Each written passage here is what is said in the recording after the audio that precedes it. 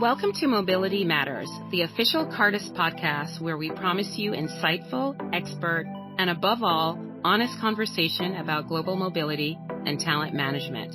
So join us for another episode as we delve deep into mobility's hottest topics and trends. Let's get started. Hello and welcome to Mobility Matters. I'm NYSE from Global Learning and Development, and I will be your host today. Today, I'm very excited to launch part one of a two-part series focusing on Singapore as an assignee destination. In this episode, we will take a deep dive into Singapore real estate trend and the Singapore standard of living. And since we will be talking about Singapore, we will have subject matter experts joining us today. Let me introduce you to my co-host, the Director of Global Talent Mobility in Cartus, Casper Aspirin. Hi, Casper. Hey, Ison. Hi, everyone. It's Casper Aspirin. As Ison said, I am the Client Service Director over at Cartus, based in Singapore, who relocated previously from the Philippines. Okay, so like what Ison said, we do have our expert panels on our podcast today. So first off, allow me to introduce Jazzer Tan. He is our Key Executive Officer for Cartus Destination and Real Estate Services. Jazzer leads the team, the real estate team, and oversees the administration and management of Cartus Estate Agency work. He has over a decade of experience in the real estate industry, and Jazzer has spanned his career across residential, commercial, and international properties. Hi, Jazzer. Hello, I'm very happy to be here. Thank you. Hi, Jazzer. And we also have the Director of Cartus Destination and Real Estate Services, Sani Linawati. Sani leads the Cartus APAC Destination Service delivery teams, including Singapore, and have over 15 years of global mobility experience. Accustomed to managing cross-functional teams of relocation professionals, Sani excels in driving and service excellence from our APAC regional team. Sani is an Indonesian national, and she spent formative years in Jakarta before relocating to China in 2001 and currently based in Shanghai. Hi, Sani. Hello, I'm glad to be here too. Thank you. So let's get into it. Let's start with the housing market in 2022, because it's been challenging for assignees and employers finding permanent housing, but I'm pretty sure it's been challenging for your agents as well. So rental went up by a whooping average of 30%. Lease renewals with around 40 to 70 and sometimes 100% increase from the last rental rate. Multiple property fall-throughs, agent scams, I could go on and on. And we're not just talking about the usual popular central locations in Singapore. This went to locations outside what we call the core central region, which are good residential areas but not as heavily explored. So, Jazzer, what happened in 2022? Demand and supply dynamics determine the direction of rental price movement. In the mid-2020s, Singapore exits circuit breaker with reopening of business operation, lifting some restrictions on essential travel for business purposes. In 2022, Singapore was one of the first countries in Asia to fully open for business and visitors.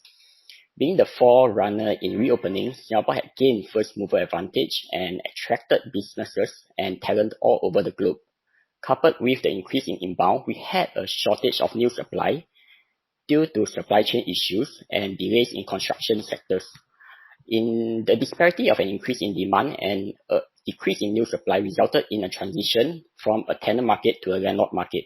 I think supporting that, right, Jazzer, so from a global talent mobility perspective, definitely coincides with what we see on paper, right? I think we did have a lot of initiations, a lot of moves that came into Singapore. And I think even beyond the international mobility scene where, all of us have had participation in, there were other relocations that happened as well. So folks who are coming here just for tourist purposes, folks who are coming here for education. So that really led to, like what you were saying earlier, the imbalance between the supply and demand that was available in the market.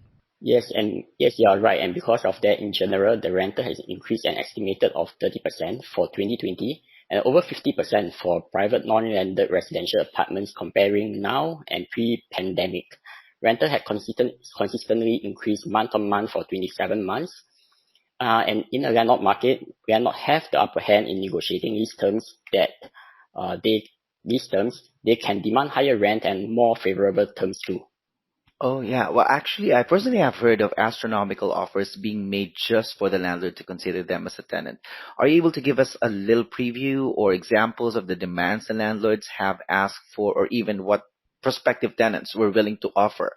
Landlords generally purchase assets for investment. Return on investment is one of the key factors to consider a purchase, and higher rental would translate to a higher ROI. With an inflationary market where prices of goods and services are increasing, landlords may be concerned about the impact of inflation on their rental income. To hedge against the risk, some landlords may seek further projection rented instead of the current rental rates. Right. So currently, right now, what we are seeing in the market is that some landlord is asking for a rental adjustment of 50%, up even 70%, and we have some cases where the landlord actually requests for 100%.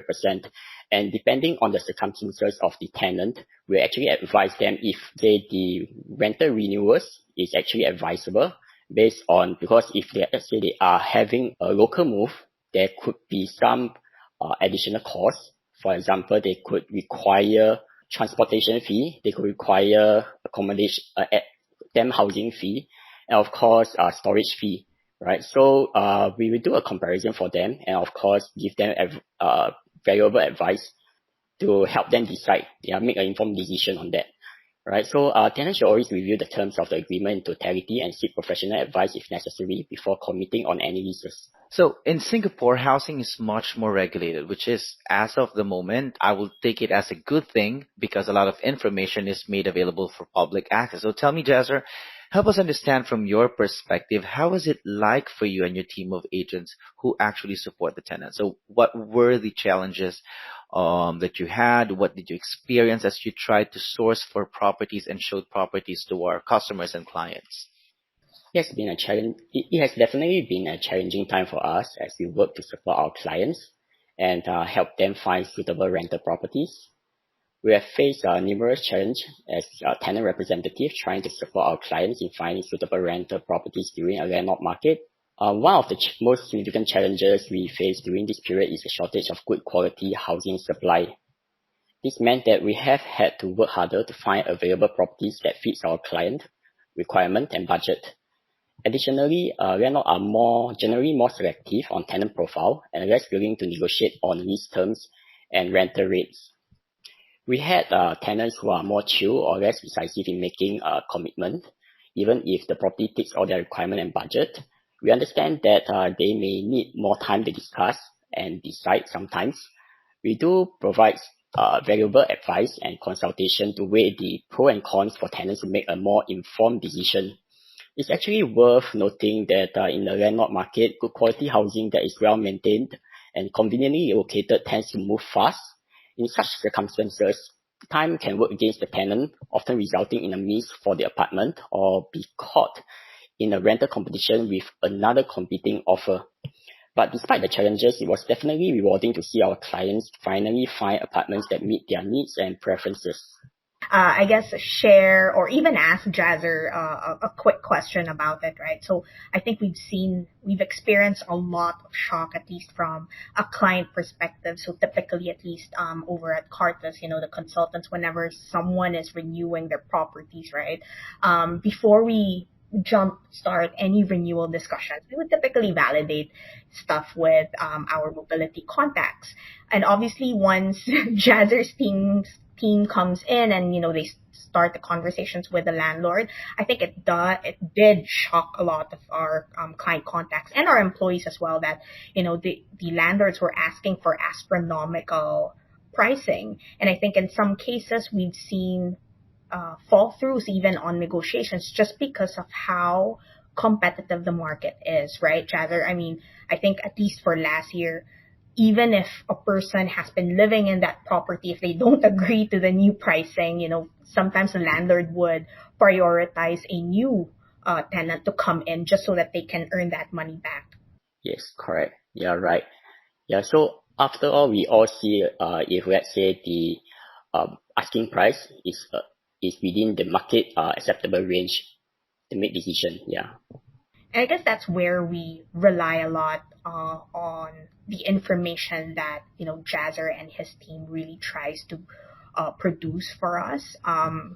again, there's a lot of avenues where we can validate some of the asks of the landlord. But again, going back to renewal, I think, or giving some examples as well, Isen, I think we've had cases wherein when people were bidding for an apartment, they were, the tenant, the prospective tenants were actually the ones offering to do the renovations themselves, just so that they can have an edge over other prospective tenants. So that is something that's super new, that I think Jazzer's team was pulling hairs at those kinds of experience, because there were definitely some, I guess, out of this world requests that have been thrown into the whole negotiation process that threw everyone off guard, and it really became a bidding open market.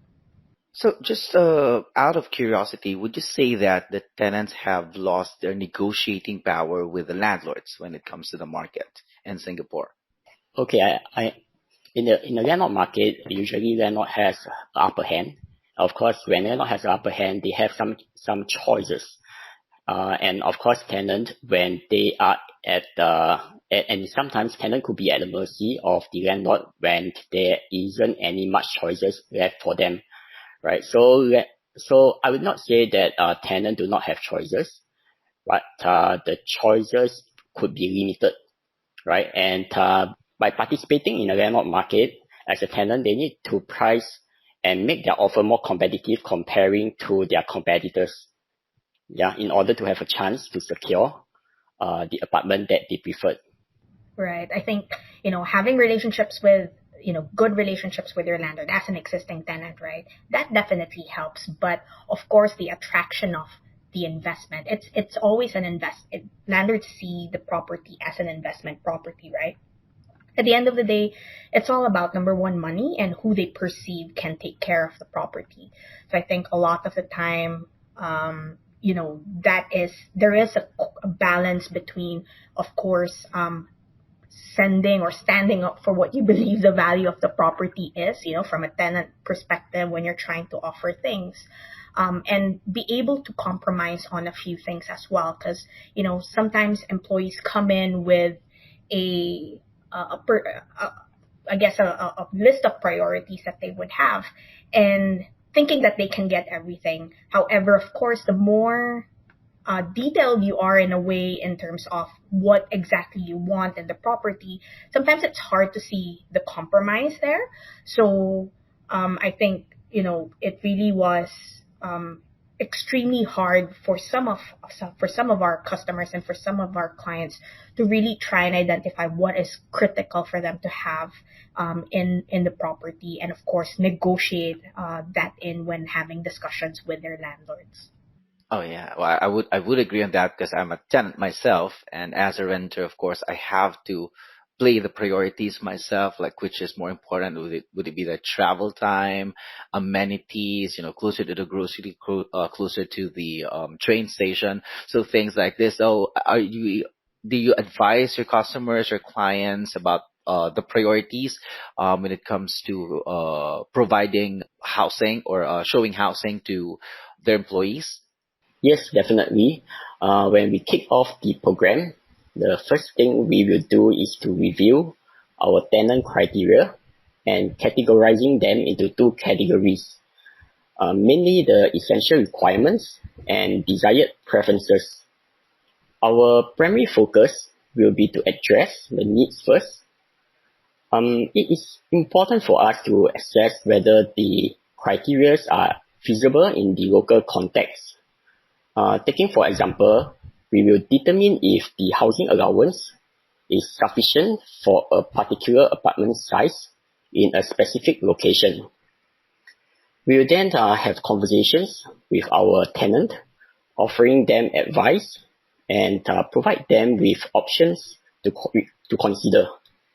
So throughout the process of search, we will continuously reassess and fine-tune the CTQ until we find their choice home. Thank you. Thank you, Jasper. But let's now talk about the cost of living or the standard of living in Singapore, because hearing that and comparing the cost of housing to other countries in Americas or Europe, for example, New York, San Francisco, or in the UK, Singapore is comparable to those cities. Singapore is a great country to live in. It's easily accessible, it's safe, it's well developed. The infrastructure is overall very stable. If we're talking about the access to goods and services, again, we have access to a lot of variety. So I will throw this question to Sani. Can you tell us more about the cost of living in Singapore and how it compares with the other major cities that we've mentioned? That is true. With the access, stability, and security, Singapore, along with New York, Switzerland, UK, and even Hong Kong, they continue to dominate the most popular and conversely most expensive countries in the world. That is, of course, coupled with more economic indicators like high inflation, how strong the Singapore dollar is, and the typical lifestyle in Singapore. In one of the study conducted by DBS, which is a local bank here in Singapore, it was cited that while people are spending within their means, there is a rise in the expense to income ratio stemming from pent-up spending over COVID. So I would ask them to Casper, like, how much does it cost now to live in Singapore, and what are the considerations if you're an expat from those countries that we've mentioned earlier? I guess first we just have to, maybe I'll answer your question two ways, right? I think we have to represent both the company as well as the employees as well. So I think from a company perspective, it really is a dictation or the study of the current basket of goods that they have. So usually, when you send an employee on an expat assignment, they would generate some data, right? They would engage with an international data provider to try and come up with a reasonable or a balance sheet approach when it comes to providing the support to their employees, their expats. Balance sheet approach is mainly basically if you were back in your home country and if you did not relocate, you'd be spending on these things, right? You'd be spending on housing, utilities, food, etc. So when you go on an expat assignment, the expectation is it's not going to be a free assignment. You are expected to spend within your means as if you were back in your home country. It's just that there is an acknowledgement that the host country that I'm sending you on assignment on may be a little bit more expensive. So that is the allowance that I would give you to compensate that difference. So I think first and foremost for both, so it's a genuine place of, putting accountability of smart spending as well on the employees, right? So the employees would have to relocate and would need to understand what their role is in that whole process in maintaining that lifestyle of their whole lifestyle as while on assignment. So I think to answer your question, how much does it cost? I think number one, obviously you have to compare home and host. If you're relocating as a local employee, meaning you'll get a local salary, then obviously you just need to make sure that you calculate your net spending. So I think if I'm not mistaken, on the average, if I'm looking at my own lifestyle, right? I think let's talk about food. Food you'd probably spend around 1,000. Everything included, food, utilities. I think that would be around 1,000 a month, if I'm not mistaken, 1,005. But then again, there are a lot of variety of places wherein you can get all those basic needs that you have, your basic necessities that you have, right, Sani? I think that's how we're trying to look at cost of living. Yeah, correct. You are looking at about 500 to 1,000 on the average cost of living. Yeah, but that's very an interesting insight to bring up. Of course, inflation, currency strength, that actually plays a lot, but it's the choice of really the lifestyle that could affect the benchmarking data on, on the cost of living, really, right? Right. I mean, if you look at it, when we're looking at relocations, right, and if you're talking about global clients, you are looking at maybe hub locations in each of the regions. So you've got in the US, of course, maybe New York or San Francisco. In Europe or the Middle East area, that would probably be London. And then, of course, in Asia, Singapore is known to be the hub, but obviously Hong Kong is also one of the locations that we are considering. And if you actually compare, for example, like the cost of living in New York, it's probably around $1,400-ish. If you're looking at London, a little bit cheaper, around 1,200. And then Hong Kong, I guess Hong Kong is closer to Singapore, around 1,100. Singapore, again, with the prediction, you'd probably spend around $1,001 for a single person, okay? So, it really is these highly popular locations wherein you find them consistently actually on the list of most expensive countries or most expensive cities that anyone can relocate into. And, to Sandy's point, because of, infrastructure, because of everything, and how popular it is central for trade for each of those regions, that's also one of the key drivers of why cost of living is a little bit higher in these countries compared to their neighboring countries. But that doesn't mean that it's an unlikely place for us to live in. It still is, right? I would agree, though. But also, just to add, of course, there are a variety of services or even essentials that you could buy from groceries that you could purchase, from different type of groceries. I mean, even the pricing might be different from a local store to a foreign supermarket, right? In Singapore, at least. And I think for the listener, would also need to take into consideration, most especially if you're an expat, the calculation of your cost of living, example in Singapore, but how about the cost of living in your own home country as well? This angle probably have to be considered too. Oh, right. Most of our clients continue to use the balance sheet approach for the expat policies, where expats are paid using the salary structure back at home. So if the cost of living back home is high comparable to Singapore, then that cost of living allowance may not be as high compared to someone living in a country where cost of living is way cheaper, right? Correct. Yeah.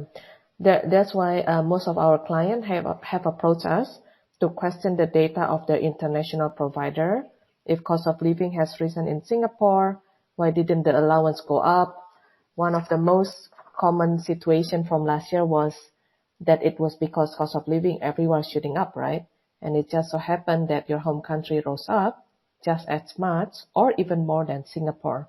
That led to the expectation that if you were not on assignment, you would have spent more anyway. So since the cost of goods have risen. I see. Well, yeah. Yes, Casper? Like what Sandy said, right? Just reiterating, what Sandy said. I think, sometimes, our employees or even us, we forget that, okay, especially if you're an expat, you have a point of comparison in terms of what the expectation is of what your spending is. And again, if the cost of living allowance for this instance did not go up, I think there is some adjustments that sometimes we do need to make, right, in terms of spending. So, like we were talking about earlier, when it comes to food, sure, maybe to someone else, when I say the normal spending on a monthly basis for a single person is 1,000, 1,500, maybe they would jump and say, oh, that's too expensive. I probably won't do that, right? Because if I go to the hawker center, I'd probably just spend a maximum of $5 or $7 for a meal, and it's a complete meal. But of course, for some other people, they probably don't eat there that often. They probably would rather go and dine in a restaurant, which they could easily spend, at least $30 on a proper meal. I mean, sometimes, if you go Sunday brunch, you buy your own avocado toast. Anything with avocado here is expensive. So you spend like $25 on a meal. So again, it's really this variety of options that's available in Singapore, which makes it great because then you have safe and cheap options that you can take, not only for food, but for transportation as well, like riding a bus, riding the train. I think commute is so much more convenient and so much safer here in Singapore compared to, other countries where maybe public transportation is not accessible. And then you've got transportation like, you take your Grab, your hailing apps, or take your normal taxi, which of course would cost a little bit more. You could spend around $500-600 a month for you to actually, go to work, go to the places that you want to on a monthly basis. And of course, owning a car, I think everyone would agree here, owning a car in Singapore is probably expensive, more expensive. You'd spend roughly around what, 2,000-3,000 a month, just for, the payment of your loans or maintaining of the car, gas, everything else. So again, you can go low range, you can go local living, or you can go extremely high, extremely luxurious. So I think it really is a balance, trying to find a balance of what the expectation is and what, the lifestyle you choose here in Singapore. Thank you.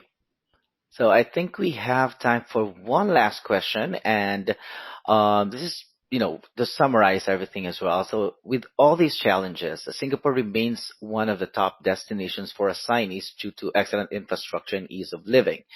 Also of its strategic location for many businesses in Asia. So shall we look into the future and what is what's coming within the next 12 months or in the next year? This question goes to Jazzer, Sani, and Casper.